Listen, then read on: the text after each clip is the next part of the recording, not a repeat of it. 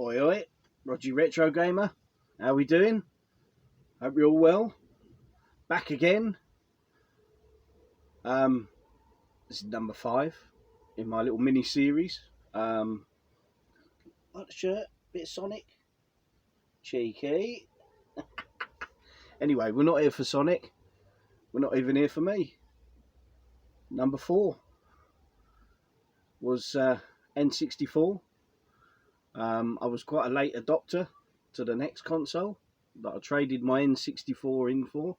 I finally succumbed to the ways of the PlayStation, and this isn't my original one, unfortunately.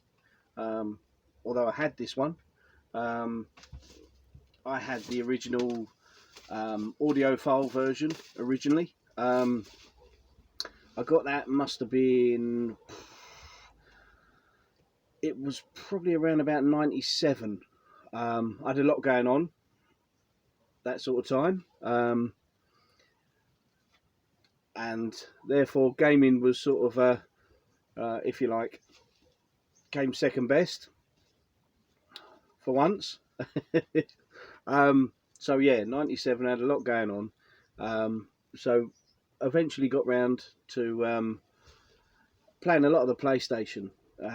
Friend of a friend, he got a PlayStation, had loads of games for it, and I finally thought the N64 is just not quite doing it, you know. With all the promise, all the Marios and the Diddy Kong Racing, Mario Kart, even sort of games like Conkers, some real stellar titles. But it come to a point, as we all know, it was very limited. Ultimately, it was still kart based. As much as we all love it, I love it. You know, got a fair collection now. But it was, you know, it was limited, and the old Sony pony was leaps and bounds ahead. The Saturn was kind of really popular overseas. Again, that was limited over here, so that didn't really interest me. Come 97, that was, as far as I'm aware and can remember, it was pretty much dead in the water. So the PlayStation really caught the attention after playing a few games, and yeah, so I'll go through some of the games that I got. I remember now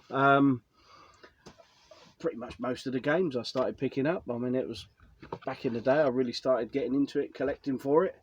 Ridge Racer was the first title I got with it. Really good game. At the time it felt arcade perfect, but living close to the arcades, Clacton, nothing comes close to back in the day, in the 90s, getting down to Muzzies, banging some pounds in and actually being there. You know, you're in the simulator, your music's blaring, you've got the background music from all the other machines, all the old tuppenny nudgers, you know, making noises in the background, smoky sort of glaze going around. Nothing actually beat being in the arcades back in the or what was my heyday, sort of early 90s. So come when the PlayStation come out, I mean, you know, there's a few consoles that have done games pretty much arcade perfect, but yeah, nothing beat being in the arcades. So Ridge Racer was the first title I got. Then Jumping Flash, and I've got Jumping Flash 1 and 2 now, but I've got the original Jumping Flash, a 3D sort of jump around type game. From memory, it was really something different back in the day. It's hard to remember it now. I haven't played it since I originally played it way back, so unfortunately it's something I'll have to get round to giving another blast on. Then we got Tekken, the original Tekken. Great game. I mean, I did love Virtua Fighter, but Tekken, I took to that a bit more, you know. One of the best games for me, and still is. Destruction Derby. So many fond memories of that. And yeah, he's got my old Melody sticker on the back. Good old Roy's, rest in peace. Yeah, Destruction Derby. Oh, that was a business. Nothing like it. Proper 3D. Drive forwards, backwards, left, right, reverse, round the track, create carnage. Destruction. Brilliant game. Gotta be. It's an absolute must. I mean, all these games are absolute musts for any PlayStation collector player. Then we got Wipeout. This is a big box one. Music was great. I mean, this had a real sort of club music vibe to it. I know in the clubs they set up TVs and PlayStations and let people have a blast on this. A real sort of futuristic racer. Loaded. Really good game. Oh, fantastic. Isometric view. Real brutal. Got Loaded 1 and 2, but Loaded was the next game on the list that I got back in the day. I still have fond memories of watching that big old dinosaur just as it was going around, and you could scan around it and you could see sort of underneath it, above it, and it just blew my mind. It converted me from Nintendo, took me away from the N64. So Parappa the Rapper, that was the next one. Kick, punch, it's all in the mind. I ain't going to go into it now. I'll save that for another time. That's another video. Maybe I'll bust out the mics one day, the SingStar mics. No. Olympic soccer. I was a cracker. 3D, proper 3D football game. It was the first football game I'd played on the PlayStation. Couldn't get this on the N64. Really liked it. I bet it's terrible now, but Alan Green was a commentator on it. But really decent game back then. One I'd got, it was quite new out at the time. Tomb Raider 2, fantastic game, really good. We all know Tomb Raider, but that was I missed the first outing. Ended up getting that. And this was a game that I played the standard version, and this was one of the games, friend of a friend's, that I'd watched him playing, and this is one of those titles that converted me to get the PlayStation. Resident Evil, the original. This is the director's cut. I've got the standard black label version. All my games, I haven't got any platinum games in the collection. They're all no classics, no platinums, no, you know, they're all black label. No arcades hits, or there's various companies that do their sort of value series or whatever. That's not for me. They've got to be proper black label, original release games. This was absolutely mind-blowing back in the day. I remember back to seeing what was it, Motocross, I think it was, on the 32X, and that was all choppy and played terribly, but this game was fantastic, really good. And it was another one that I see before I got the PlayStation that sort of coaxed me into getting one. And really great game. This I'd seen on the Saturn. Unfortunately, it wasn't available on the N64, so this was my chance to get it. Now I'd been converted to a Sony Pony for now. Pandemonium, really good platformer. Great atmosphere with it. But that bloody music that kicks in when you die, oh my god, still have nightmares of that now. And then this changed it all. The real driving simulator. This was the absolute business. Such a deep, involved racing game. Getting those licenses, the graphics are brilliant, absolutely amazing. And love me racers, but this really just took it to a whole new level. And really, it took me away from the Mario Karts and the Diddy Kong racing and that sort of style racer, and really was proper simulation game. You could buy your Honda Prelude and boost it up to about 800 or whatever it was brake horsepower, and it'd fly around with Porsches and all sorts. So cracking game. But yeah, brilliant, a must, as they all are. Mickey's Wild Adventure, brilliant game. Again, platformer. I've got the Mickey Mania, which I think is very similar, on the Mega Drive that I'd had years before this. See this, and what a cracking game.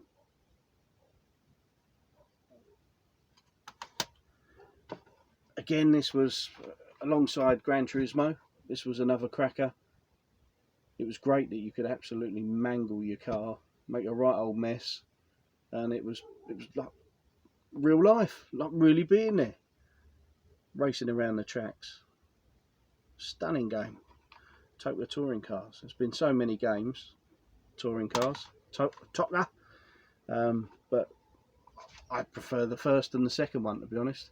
Each to their own. But and this was another game. Friend of a friend was playing, and wow, what a game! 3 different types of shooters, come explorers. Die Hard Trilogy, brilliant title, absolutely cracking. And then another racer, Rage Racer. The music to this, proper stomping music. And back then I had my Wharfdale set up to my telly. It was a big back telly, I think it was about a 28-inch telly, something like that. And Wharfdale surround sound running through an amp, and the room could shake potentially with the music. And this was one of those titles that, you know, get the surround sound in full effect. Rage Racer, brilliant game, well worth it. So I had the PlayStation for a number of years, and through some difficult times, a couple of years further on, sort of 99 was a real tough year for me for various other reasons, personal reasons, you know, but good old PlayStation was my salvation. My mate John, he's a legend. Good old John, absolute geezer. I kind of pretty much, looking back on it now, PlayStation saved my little bit of world. Got me through some real tough times, and good old John, we used to just literally play PlayStation. He'd come round mine, and some nights we'd do all bloody nighters on the PlayStation. This was one quality title. We used to go on 2-player and be playing that all through the night, all through the day, all through the weekend. World Cup 98. Road to World Cup 98 was another one me and him used to play all the time. He was a real sports fan, whether it be golf, racing, or any sorts of sports he was up for. Bit of FIFA. We used to do our leagues on FIFA, kick each other's arse. One title I've realised that I haven't got, and that was pretty much one of the main staple titles for us to play and set up our leagues on, was FIFA 99. I'm shocked I haven't got it. I've got pretty much every other FIFA, but not FIFA 99. This was as near as I could grab out of the collection. I did have this one after that, but FIFA 99 was our go-to footy game at the time. Really good. So, and this was another, setting the best lap times, Colin McRae Rally. Brilliant. I mean, it